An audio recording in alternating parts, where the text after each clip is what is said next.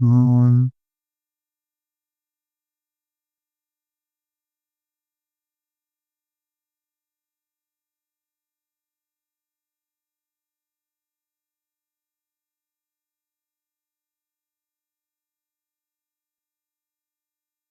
એટલે એમને વિષય એવો આપ્યો કે family is the home of happiness. એટલે કે પરિવાર છે એ સુખનું સરનામું છે. અને આ વાત બહુ હકીકત છે. હમણાં જ હાર્વર્ડ યુનિવર્સિટીમાં એક સર્વે થયો. લગભગ 1,00,000 પરિવારમાં સર્વે થયો.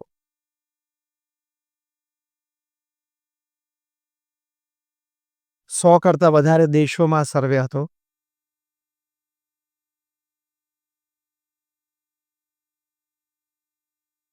એ સર્વેનો મુખ્ય પ્રશ્ન એ હતો, દરેક પરિવારજનને એવું પૂછવામાં આવતું કે what according to you is the greatest joy upon this earth. એટલે કે આપની દ્રષ્ટિએ પૃથ્વી પર સૌથી મોટો આનંદ શું છે?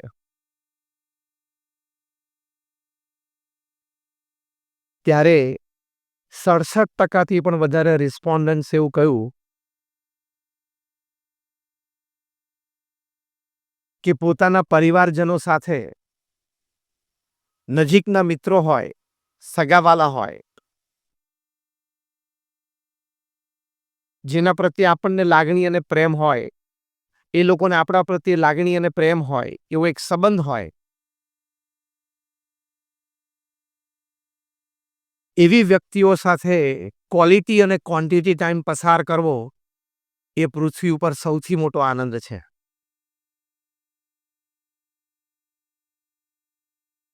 એટલે પરિવારજનો સાથે વિતાવેલો સમય it is the greatest joy upon this અર્થ. આ સંબંધી ઘણા બધા સંશોધનો થયા છે. ઘણી બધી વાતો આપણને ઉપલબ્ધ થાય છે. ડેવિડ કેરોલ નામના બહુ જ સારા પેરેન્ટિંગ ઉપર વિચારક અને લેખક છે. અને એમને બહુ જ સરસ પુસ્તક લખ્યું છે, સ્પિરિચ્યુઅલ પેરેન્ટિંગ.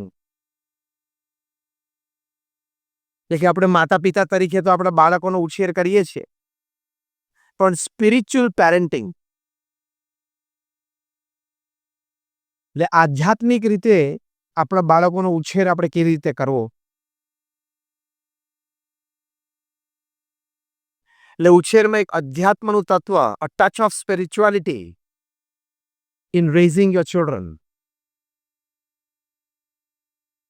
તો સ્પિરિચ્યુઅલ પેરેન્ટિંગ પુસ્તકમાં પણ ડેવિડ કેરોલે બહુ જ સરસ વાત ફેમિલી વેલ્યુઝ માટે લખી છે.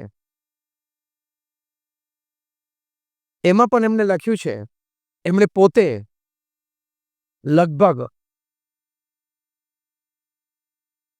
1,000થી વધારે પરિવારો સાથે વ્યક્તિગત મુલાકાત કરી છે. 1,000થી પણ વધારે પરિવારો સાથે વ્યક્તિગત બેઠા છે. 1,000થી પણ વધારે પરિવારોને એમની સાથે ચર્ચા કરી, એમના પ્રશ્નો સાંભળીને માર્ગદર્શન આપવાનો પ્રયત્ન કર્યો છે. A very vast experience when it comes to family values. Again, I repeat the name, એમનું નામ ડેવિડ કેરોલ અને એમના પુસ્તકનું નામ છે સ્પિરિચ્યુઅલ પેરેન્ટિંગ. આ પુસ્તકમાં પણ એમણે family values, family time, family dinner એ બધાનો ખૂબ મહિમા લખ્યો છે. એક શબ્દ, એક વાક્ય તો એમને ડેવિડ કેરોલ એવું વાપર્યું છે કે family dinner acts as a vaccine for the children. એવો શબ્દ વાપર્યો છે.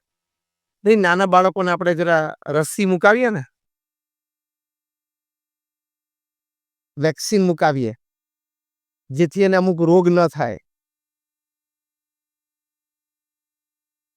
તો આટલા વિશાળ અનુભવ પરથી ડેવિડ કેરોલ કહે છે કે ફેમિલીમાં બધા સાથે બેસે, માતા પિતા હોય એટલે કે પતિ પત્ની એમને સંતાનો હોય, વૃદ્ધ માતા પિતા હોય, બધા તમે 4 5 7 જણા જે પરિવારમાં સાથે રહેતા હોય, સાથે બેસો, સાથે આનંદ કરો, સાથે વાતો કરો, સાથે જમો. તો એમણે એવું લખ્યું છે કે આ જે ક્રિયા એ નાના બાળકો માટે, તમારી જે નેક્સ્ટ જનરેશન છે, નવી પેઢી છે, એની માટે વેક્સિન જેવું કામ કરે છે. It acts as a vaccine for the next generation. કે એને ઘણા બધી કુઆદતોમાંથી બચાવે. જેમ પેલી વેક્સિન તમે નાનપણથી બાળકને આપો તો રોગમાંથી બચાવે, એમ આ family time it acts as a vaccine. It પ્રોટેક્ટ્સ your children. તમારા બાળકોનું એ રક્ષણ કરે છે. શેમાંથી? ઘણી ખોટી આદતોમાંથી. તો આ વાત બહુ સાચી છે કે family is the home of happiness. દરેક પ્રકારના સુખ જે જીવનમાં વ્યક્તિને જોઈએ અને એ સુખ માટે જે વ્યક્તિ પ્રયત્નશીલ હોય, એ સુખ માટેનું મૂળ કારણ તો પરિવાર જ છે. અને બહુ જૂના જમાનાથી આપણે એક કહેવત સાંભળતા આવ્યા છીએ કે દુનિયાનો છેડો ઘર. એ આપણે પરિવારમાં સંબંધી એ કહેવત સાંભળતા આવ્યા છે ને? હા કે ના? બધા સાંભળી હશે. એટલે કે પૃથ્વીનો છેડો ઘર. એ કહેવત પાછળ આ બધા અર્થો સમાયેલા હતા. આ બધી વાતો આપણી પરંપરામાં આપણને સમજાવવામાં આવી છે. એટલે વાત બહુ હકીકત છે. તમને કદાચ અત્યારે મનમાં એવો નાનો પ્રશ્ન થતો હશે કે અમે તો સંતો છીએ, અમારે પોતાનો તો કોઈ પરિવાર છે નહીં, કારણ કે અમે તો કંઈ લગ્ન કર્યા નથી, અમે તો બ્રહ્મચારી છીએ. એટલે how can I talk on family values? Because I don't have a family. અમારે પોતાનો તો કંઈ પરિવાર છે જ નહીં. પણ બીએપીએસ સ્વામિનારાયણ સંસ્થામાં, એટલે આમ તો ભગવાન સ્વામિનારાયણના વખતથી સ્વામિનારાયણ સંપ્રદાયમાં એક પરંપરા છે, એક પ્રણાલિકા છે કે સંતો છે સમાજમાં વિચરણ કરે, અને સમાજ અને સંસારમાં વિચરણ એટલે ઘરે ઘરે જાય. એ પરિવારમાં ત્યાં પુરુષ સભ્યો હોય તેની સાથે બધા બેસે. એ પરિવાર સંબંધી કોઈ નાના મોટા પ્રશ્નોની વાત પણ થાય, ચર્ચા પણ થાય. અને એ પરિવારમાં દરેક પરિવારજનને સૂટ એવો બંધાય એવી વાતો સંતો કરે. એ પરિવારમાં તમામ સભ્યો એ નિર્વ્યસની થાય એવી વાતો થતી હોય. એ પરિવારમાં દરેક સભ્યના જીવનમાં નૈતિકતા એટલે કે મોરાલિટીઝ આવે એ સંબંધી એને પ્રેરણાઓ અપાતી હોય. સંતો જ્યારે ઘરે જાય ત્યારે એ પરિવારજનોમાં અધ્યાત્મ, સ્પિરિચ્યુઆલિટી એ સંબંધી પણ માર્ગદર્શન મળે. એટલે અમે સંતો બહુ જ બધા ઘરે વ્યક્તિગત ગયા છીએ.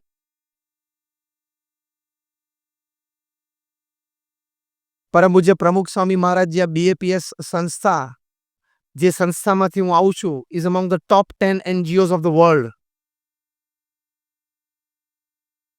દુનિયાની પ્રથમ 10 સંસ્થામાંથી એક સંસ્થા છે. એ સંસ્થાને વિશ્વવ્યાપી બનાવી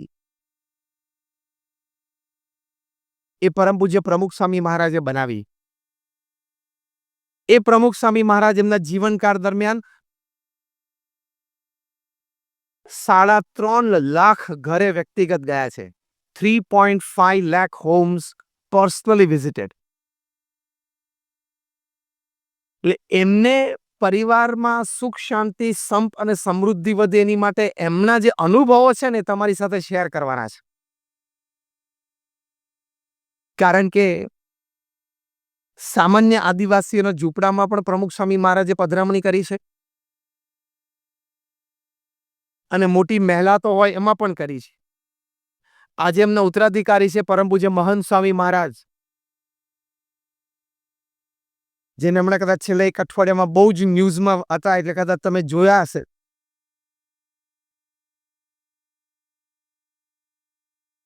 પરમ પૂજ્ય મહંત સ્વામી મહારાજે હમણાં 8-9 દિવસ પહેલા 20મી એપ્રિલે મિડલ ઇસ્ટમાં યુનાઇટેડ આરબ એમિરેટ્સ યુએઈમાં એની રાજધાની અબુધાબીમાં શેખ ઓફ અબુધાબી મોહમ્મદ અલ નયન મોહમ્મદ અલ ઝૈયદ એમણે 27 એકર જગ્યા બીએપીએસ સંસ્થાને ભેટમાં આપી, દાનમાં આપી. એટલે તમે બધાએ અક્ષરધામ જોયું હશે, yes or no? Just raise your hands. Gandhinagar or Delhi Akshardham? Almost all of you, લગભગ બધાએ. એ અક્ષરધામ જેવું કેમ્પસ અબુધાબીમાં ઊભું થશે આવતા 2 વર્ષમાં.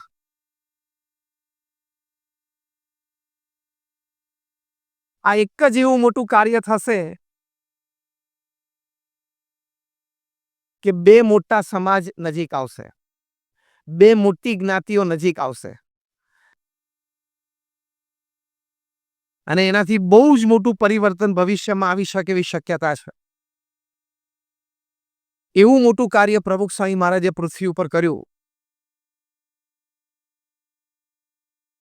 એમના વિઝડમની વાતો તમારી સાથે શેર કરવાની. મેં કહ્યું એમ એમને 3.5 લાખ ઘરે પધરામણીઓ કરી છે. નાના મોટા વ્યક્તિગત પારિવારિક પ્રશ્નો માટે લોકો એમને પ્રશ્નો એટલે પત્રો લખતા, એવા 7.5 લાખ પત્રો એમણે વાંચ્યા અને એનો ઉત્તર આપ્યો છે. At an unbelievable average of reading and answering more than 70 letters a day without a Sunday for 45 years. Unbelievable. રોજના 70 પત્રો વાંચવા અને જવાબ આપવો એટલે 2-4 દિવસ સુધી નહીં, 45 વર્ષ સુધી. રવિવાર નહીં જોવાનો. પ્રમુખ સ્વામી મહારાજ એવી રીતે ઉત્તર આપ્યા છે. રોજ સવાર બપોર સાંજ 150 વ્યક્તિઓને વ્યક્તિગત મુલાકાત આપી એના પ્રશ્નો સાંભળતા. એના જીવનમાં પરિવારમાં જેમ જટિલ પ્રશ્નો હોય, જેની માટે એને આમ મૂંઝવણ રહેતી હોય, પ્રશ્ન રહેતો હોય, એવા 500 વ્યક્તિઓ રોજ પ્રમુખ સ્વામી મહારાજે 2 મિલિયન 20 લાખ લોકોને વ્યક્તિગત મળીને એના પ્રશ્નનું સમાધાન કરી આપ્યું. રોજ 2 થી 3 કલાક એડમિનિસ્ટ્રેટિવ મીટિંગમાં બેસવાનું. કારણ કે તમે જે અક્ષરધામનું કેમ્પસ જોયું છે એવા નાના મોટા 1200 કેમ્પસ 1200 પ્રમુખ સ્વામી મહારાજે સિંગલ હેન્ડેડલી ઊભા કર્યા. જે બાંધકામમાં હોય ને એને ખબર પડે 1200 અક્ષરધામ જેવા કેમ્પસ નાના મોટા ઊભા કરવા એટલે શું. એની સાથે સાથે 80 થી પણ વધારે હોસ્પિટલ્સ, હોસ્ટેલ્સ, સ્કૂલ્સ અને કોલેજીસ એ પ્રમુખ સ્વામી મહારાજે ઊભી કરી, એટલે કે નિર્માણ કર્યું અને એનું સફળ સંચાલન કર્યું. એટલે આટલો મોટો સંપ્રદાય એમને ચલાવ્યો. હમણાં જ 2.5-3 વર્ષ પહેલા જે પોતે ધામમાં પધાર્યા 95 વર્ષની ઉંમરે, અને અમારા જેવા લગભગ 1200 સંતોને એમણે દીક્ષા આપી. એમાંથી 750 થી પણ વધારે સંતો graduates, post graduates, chartered accountants, doctors ને એન્જિનિયર્સ છે. એમાંથી 150 થી પણ વધારે સંતો born American and British citizen છે. એમાંથી 50 થી પણ વધારે સંતો એ Stanford, Harvard, Carnegie Mellon, Yale, Kellogg એવી ઇન્સ્ટિટ્યૂટમાંથી ભણેલા છે. અમારા ઘણા બધા સંતો 22-25 વર્ષની ઉંમરે $1,00,000, $2 લાખ નો સેલરી છોડીને સંત થયા છે. અમે તમને એટલા માટે વાત કરી કે તમને એવું ના થાય કે નહીં ફાવ્યું અને નહીં ગમ્યું એટલે અહીં આવી ગયા, કેમ નહીં જામ્યું એટલે અહીં આવી ગયા. એવું જામેલું જ હતું ને ગમેલું જ હતું. What I mean to say is કે પ્રમુખ સ્વામી મહારાજને સમાજનો આટલો બધો વિશાળ અનુભવ, સમાજની બધી ગતિવિધિઓ સાથે એ હંમેશા સુમેળમાં રહેતા. તો એમના જે અનુભવની વાતો છે, કારણ કે હજારો પરિવારના વિખવાદમાં મધ્યસ્થી બનીને એમને એ વિખવાદ મિટાવી દીધો. હજારો પરિવારમાં કોઈ એકાદ બે વ્યક્તિને કંઈક પરિવારમાં અસંતોષ હોય ને ઝઘડા હોય, એમને માર્ગદર્શન આપીને એ ઝઘડો એ મિટાવી દીધો. આવા હજારો પરિવાર અત્યારે સમાજમાં એવા છે કે દે આર હેપી ટુડે. આજે લોકો સુખી છે because of Pramukh Swami Maharaj intervention at the right time. એટલે અમે સંતો પણ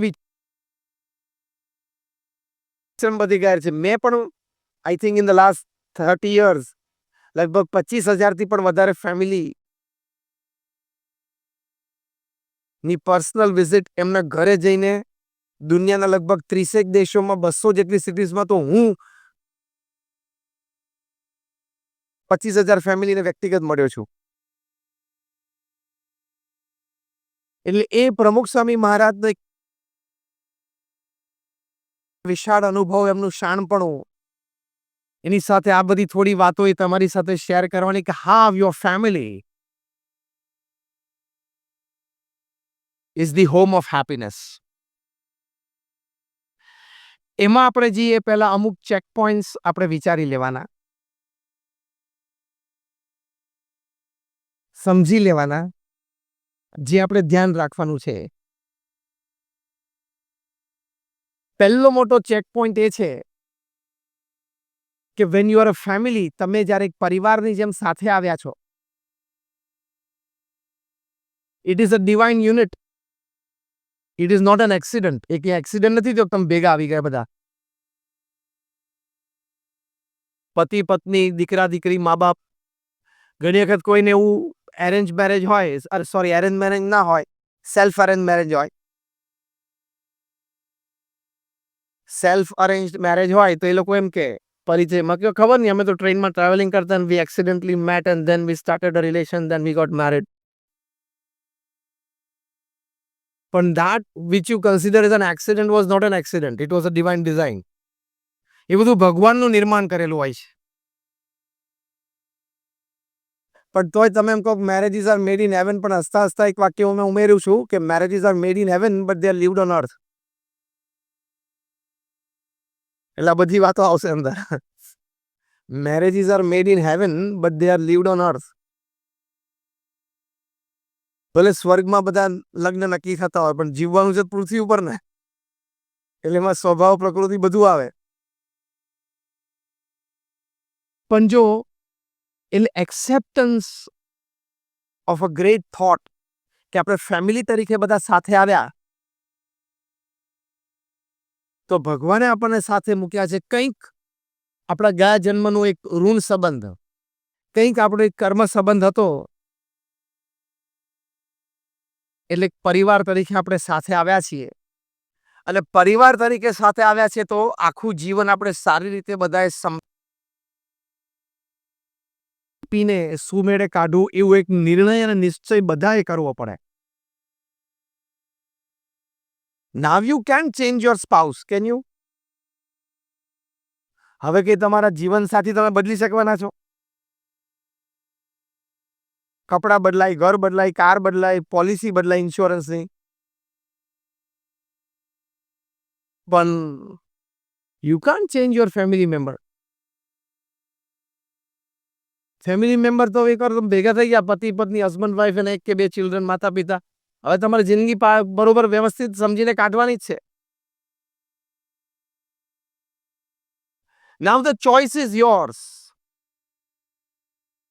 તમે અમદાવાદ જવા માટે અહીંયા મુંબઈથી રાત્રે ટ્રેનમાં બેસો, ટ્રેન તો સવારે અમદાવાદ પહોંચવાની જ છે અને તમે પણ અમદાવાદ પહોંચવાના છો.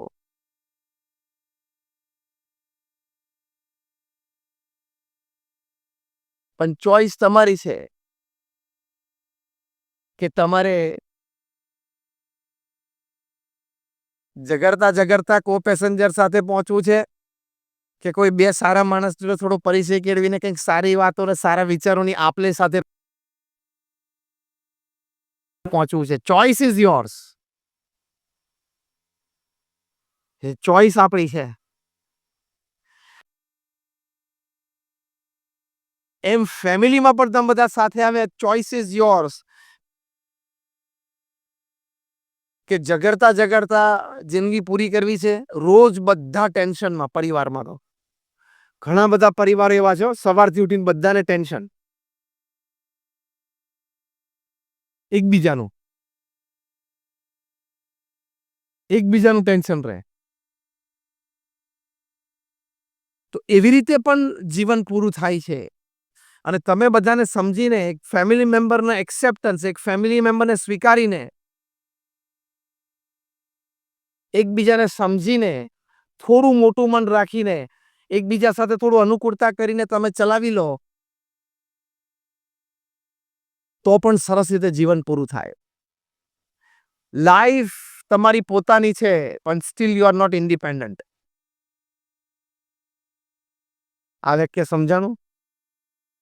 લાઈફ તમારી પોતાની છે જે તમે જીવો છો એ સ્ટીલ તમારું એક્ઝિસ્ટન્સ ઇન્ડિપેન્ડન્ટ નથી. હા કે ના? આપણે બધા જ ડિપેન્ડન્ટ છીએ. Do you believe? Yes or no? We are all dependent. આપણે બધા એકબીજા ઉપર આધારિત છે. પતિ પત્ની હોય, સંતાનો હોય, મા બાપ હોય, પછી કાકા કાકી હોય, પછી મામા માસી હોય, પડોશી હોય, પરિવારજન હોય, રિલેટિવ હોય, કોઈ ફ્રેન્ડ હોય. આપણે બધા એકબીજા ઉપર આધારિત જીવન જીવીએ છીએ. કોઈ વ્યક્તિ એકલો તો જીવન પૂરું કરી શકે નહીં, સામાજિક દ્રષ્ટિએ પણ નહીં. અને નાના મોટા પ્રસંગે દરેક વ્યક્તિને પોતાના જીવનમાં સુખ દુઃખ દરમિયાન પોતાની નજીક 15-25 વ્યક્તિઓની મદદની જરૂર પડે જ. તો though we have our own life, we are not independent.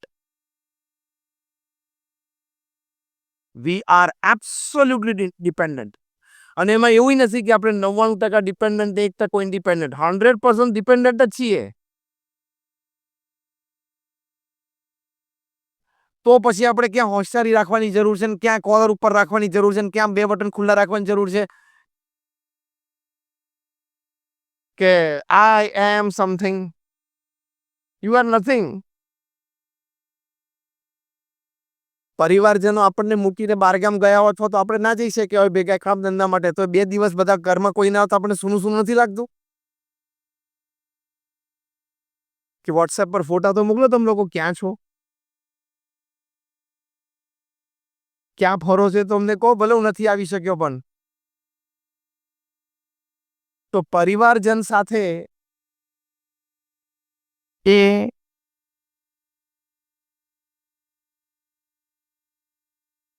એક આત્મીયતા છે, પરિવારજન સાથે એક પ્રેમ છે.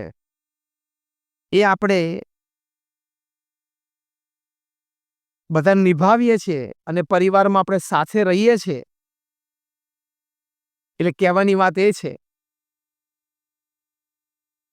કે family is the home of happiness. આપણો જે પરિવાર છે એ આપણી માટે સુખનું મુખ્ય કારણ છે.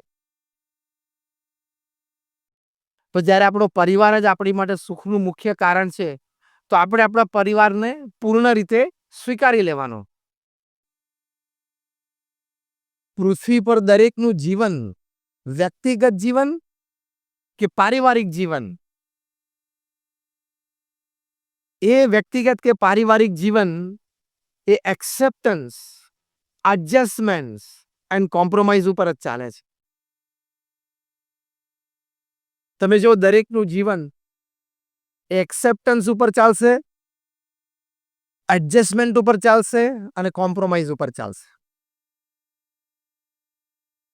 આ 3 શબ્દમાં દરેકે સ્વીકાર પણ કરવો પડે અને માસ્ટરી પણ મેળવવી પડે. સ્વીકાર, પરિવારજનનો સ્વીકાર. બીજું શું? એડજસ્ટમેન્ટ. અહીંયા કોઈ બેઠા એમ કહી શકે કે મારા ઘરમાં, મારા પરિવારમાં કાયમ મારું ધાર્યું થાય છે? આની ઊંચી કરો તો 30-40 વર્ષ લગ્ન થઈ ગયા તો નહીં ને, કે 2 વર્ષ થયા હોય નહીં ને. એડજસ્ટમેન્ટ છે. કોક વખત આપણા મનનું સચવાય, કોક વખત સામેવાળી વ્યક્તિનું મનનું સચવાય. કોમ્પ્રોમાઇઝ છે. સારું થઈ ગયું. તો adjustment, acceptance and compromise is life. એટલે મેં તમને 2 વાત કરી. એક તો પરિવારજન તરીકે તમને બધાને ભગવાને ભેગા મૂક્યા છે. It's a divine design. ભગવાનની ઈચ્છાથી તમે પરિવાર તરીકે ભેગા આવ્યા છો, એ વિચાર પહેલો મનમાં રાખવાનો. બીજું કે આપણે આપણા પરિવાર સાથે એડજસ્ટમેન્ટ, એક્સેપ્ટન્સ અને કોમ્પ્રોમાઇઝની ભાવના હંમેશા રાખવાની. કારણ કે હવે આપણે એમાં બદલાવ લાવી શકવાના નથી. હવે એમાં કોઈ ચેન્જ આવવાનો નથી. હવે એમાં કોઈ પરિવર્તનની શક્યતા નથી. આ 2 વિચાર તમે મુખ્ય રાખશો તો ઘણી બધી એવી વિચારધારા, કેવા વર્તન જેનાથી તમે વિભાજિત થાઓ, એનાથી તમે બચી જશો.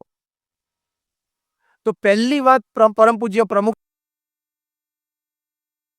સ્વામી મહારાજ આ એમના વિશાળ અનુભવ પરથી કહેતા. આ એમનો જન્મ શતાબ્દી વર્ષની બધી ઉજવણી છેલ્લા 3 વર્ષથી ચાલે છે. 2021ની સાલમાં ડિસેમ્બર મહિનામાં અમદાવાદમાં 33 દિવસનો મોટો ઉત્સવ થશે. એમનો શતાબ્દી મહોત્સવ, 100 વર્ષનો ઉત્સવ થશે. એ અંતર્ગત સમાજ માટે એમનો એક ઉપદેશ, એમનો એક આ વિચાર દરેકના સુખાકારી માટે. તો first thing use to say was, પ્રમુખ સ્વામી મહારાજ કહેતા કે પરિવારજન સાથે અહમ અને મમત્વનો પ્રશ્ન આવવા ના દેવો. મી એન્ડ માઇન, ઈગો, એ પરિવારજન સાથે આવવા દેવો નહીં. એ તમારે જ્યાં કરવું હોય ત્યાં કરજો, તમારા ઘરની 4 દિવાલની અંદર નહીં. ત્યાં એડજસ્ટમેન્ટ અને કોમ્પ્રોમાઇઝ ઉપર જ ચાલવાનું. અઠવાડિયા સુધી, 10 દિવસ સુધી તમને ભાવતી આઈટમ ના બની હોય તો એ બૂમો પાડવાની નહીં. થશે, 10 દિવસ પછી થશે. એનો ટાઈમ આવે તો થાય. હકીકત છે ને. તારા તો દર અઠવાડિયે ઢોકળા જોતા ક્યાંથી કાઢવા? એનો ટાઈમ આવશે એટલે થશે. The fact is this. એટલે એમાં અહમ મમત્વનો પ્રશ્ન નહીં.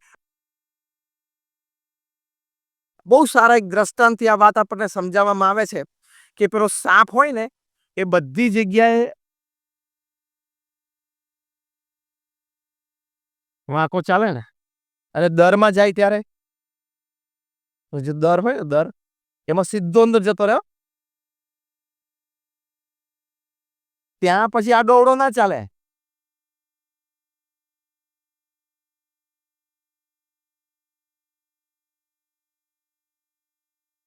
આ દેશી દ્રષ્ટાંતથી મેં વાત સમજાવી, જેનો અનુભવ અથવા તો સમજણ આપણને બધાને છે.